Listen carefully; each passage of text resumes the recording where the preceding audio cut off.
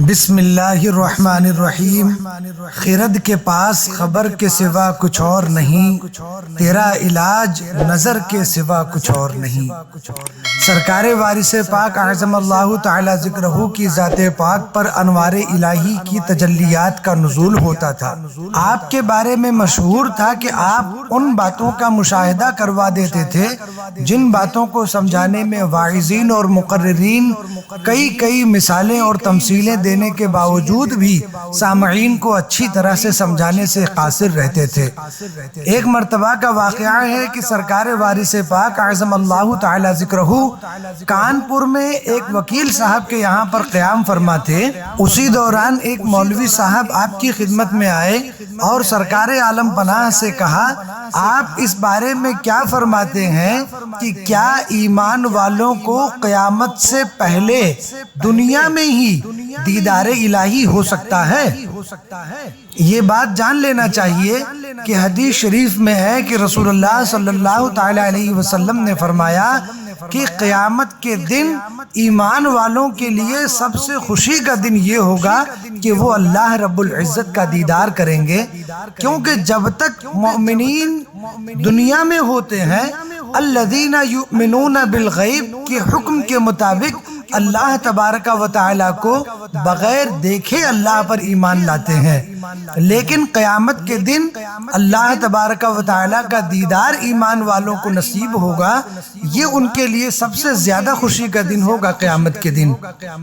لیکن مولوی صاحب نے سرکار وارث پاک اعظم اللہ تعالی ذکرہ سے پوچھا کہ کیا دنیا میں دیدار الہی ہو سکتا ہے؟ سرکار وارث پاک اعظم اللہ تعالی ذکرہ نے ان کے اس سوال کے جواب میں قرآن مجید کی ایک آیت کو تلاوت فرمایا، من کان فی ہذہ اعمی فہو فی الآخرۃ اعمی، جس کا ترجمہ یہ ہوتا ہے کہ جو یہاں اندھا ہے وہ وہاں بھی اندھا ہی رہے گا۔ یہ ایک تصوف کے اعتبار سے فرمایا ہوا جواب تھا کہ انسان کو دنیا میں اپنے رب سے، اللہ سے اتنی محبت کرنی چاہیے،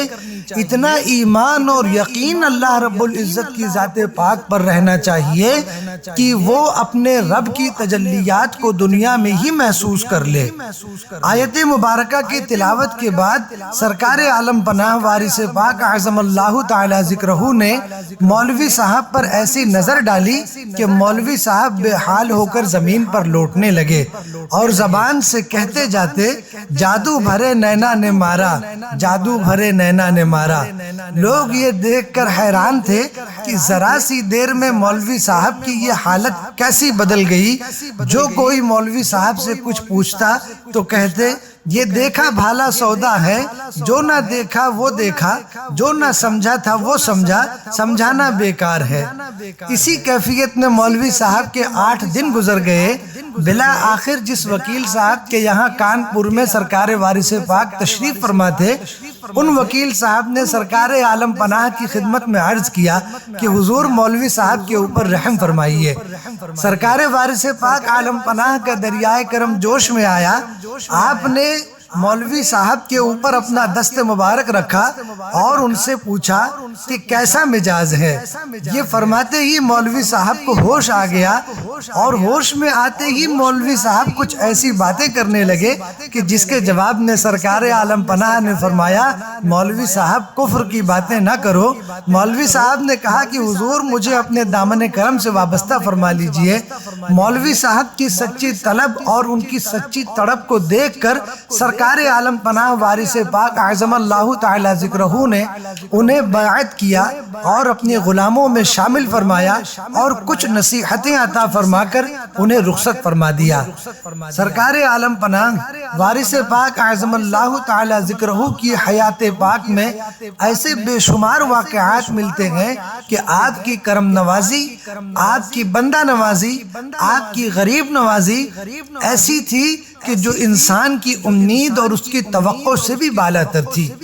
جتنا انسان سوچ کر آتا تھا سرکار عالم پناہ وارث پاک اعظم اللہ تعالی ذکرہ اس کی سوچ سوچ سے بھی زیادہ اس کو نوازتے تھے۔ جب کوئی سرکار وارث پاک عالم پناہ کی آستانہ عالیہ پر، یا جب آپ حیات میں موجود تھے، حیات میں تو سرکار وارث پاک عالم پناہ آج بھی ہیں، لیکن حیات سے مراد وہ دور جس میں سرکار عالم پناہ اپنے حیات ظاہری کے ساتھ جلوہ فرما تھے،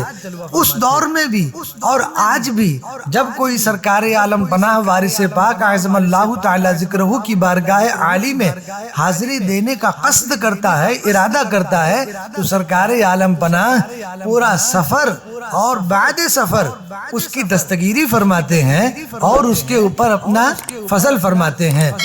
اللہ تبارک و تعالی ہمیں سرکار وارث پاک عالم پناہ کے فیوز و برکات سے مالا مال فرمائے،